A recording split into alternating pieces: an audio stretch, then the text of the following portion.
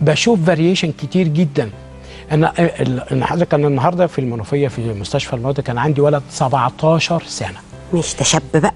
17 شاب 17 سنه بحاجه اسمها عندنا في المسالك البوليه اسمها مثانه مهاجره. يعني ايه المثانه اللي بتهاجر دي؟ المثانه مش موجوده في مكانها الطبيعي، هاجرت لبره.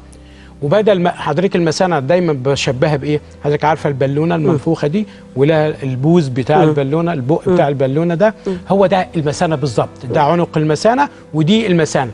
هاتي بقى البالونه دي وخدي فيها ساجيتال سيكشن. يعني ايه؟ اقطعي بالمشرط او بالسكينه كده نص امامي وسيب النص الخلفي ده، هو مولود الطفل كده بنص المثانه الخلفي بس، مفيش النص القداماني بجدار البطن بعضلات البطن، ده غير مولود بيه، مش موجود، خلقة ربنا كده. وعاش 17 سنة؟ لا، ما هقول لحضرتك عمل العملية وهو صغير. طيب عظيم. مفيش صمام للتحكم، مفيش صمام للتحكم. حجم المثانة بتاعت البيبي بتبقى حاجة كده قد 4-5 سنتي، هو يتناسب معاه النهارده 17 سنتي. الكلى كانت بتفرز 5-6 سنتي في المثانه، 3-4 سنتي اوريدي اوكي. النهارده الكلى بتفرز 200-300 سنتي اليمين، والثالثه بتفرز والثانيه بتفرز، فهو محتاج الجزء المفقود. فانت عايز المثانه تبقى كبيره قد كده. عملوا تكبير للمثانه وما عملوش عنق المثانه كويس، ادى الى ان الولد عمل تحويل مسار للحالبين، ماشي بحالب يمين وحالب شمال وماشي بقسطره كل 3 دقايق. راح في ثانويه، راح درس يستأذن من الحصه ويخش على الحمام بالقسطره ويروح داخل بالقسطره في المفضي كده، مفضي كده.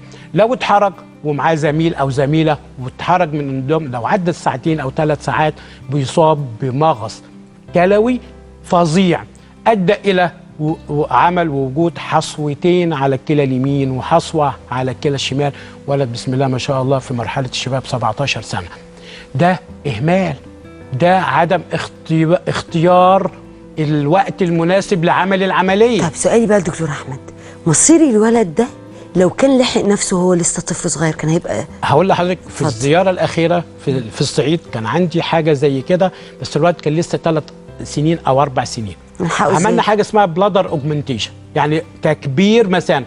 باخد جزء من الامعاء بقطعه وبفتحه وبوصله بطريقه معينه ووصله مع المثانه، فبدل ما المثانه حجمها تشيل 20 سم بس، باخد جزء من القولون واعمله انبوبه واوصله مع المثانه البوليه وافتح القطين على بعض، فيبقى عندي المثانه بقت حجمها تقدر تشيل 70-80 سم. فبدل ما كان بيأثر نفسه او كونتينوس دريبلينج، بيبقى عيان لعدم التحكم ده بينزل نقط كل ثانيه، بينزل نقط بول، ما بيقدرش يمسك نفسه لمده ثواني. فجاء عملنا البلادر اوجمنتيشن ده، تكبير المثانه البوليه، وعملنا حاجه اسمها ريبير للبلادر نيك اللي هو عنق المثانه. هو سبحان الله الجزء ده بيبقى اساسا مولود غير مكتمل النمو، فانت لما بتجيب الجزء الجانبي اللي موجود ده بيبقى العصب برضه، يعني هو مش عيب جراح واصلين النقطه دي، هو الجزء ده سبحان الله هو مش مولود بيه.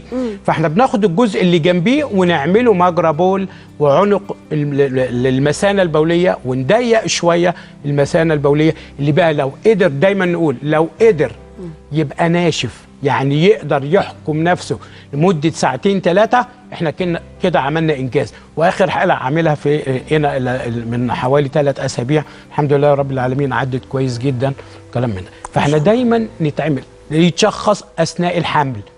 الطفل ده حضرتك بيتعمل بعد الولاده ب 24 ساعه، لان انا بكسر عظمتين الحوض عشان اقدر الم المثانه المفتوحه بالمنظر ده، اقدر المها على بعضها وما يبقاش في تراكشن شد عليها يفتح الغرز تاني. بنكسر الحوض عظميه الحوض ده، والطفل لسه مولود امبارح او مولود النهارده. حضرتك انا مجرد ان انا ضغطت عليه بصباعين الاثنين بكسره، بيستنى 10 ايام بيحصل اوستيفيكيشن يتحول الى عظم، استنى 2 شهر بتبقى كارثه. بستعين بجراح عظام اطفال ونشتغل بقى بالمناشير بتاعته وبالشواكيش بتاعته وبالشنيور بتاعه، ويبدا يفصل لي ويبدا يعمل ويبدا نجبس الطفل لمده طويله جدا، اسابيع وشهور، عشان اخد الوضع عبال ما المثانه البوليه تلم.